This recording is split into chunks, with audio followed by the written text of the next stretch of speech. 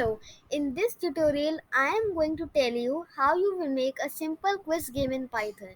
So first I will tell you all the commands by which you can use to make the quiz.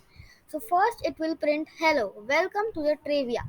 But don't forget to put these things, otherwise it will give you invalid sentence.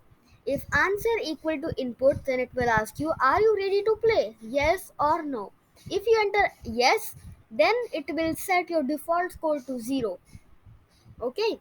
If answer equal to lower, answer dot lower is a variable. Here it will allow the do you want to play? Yes. So answer equal to input. Question 1 is which is the best programming language? If you give the answer Python, then score is equal to 1 and it will print correct. Else, if your answer is anything else than Python, then it will print incorrect. This is for every question that we made. These are the ready-made questions that I made.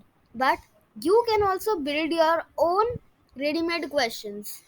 But just copy the format that I have given you. The source code link will be in the description box below. Thank you for watching the video.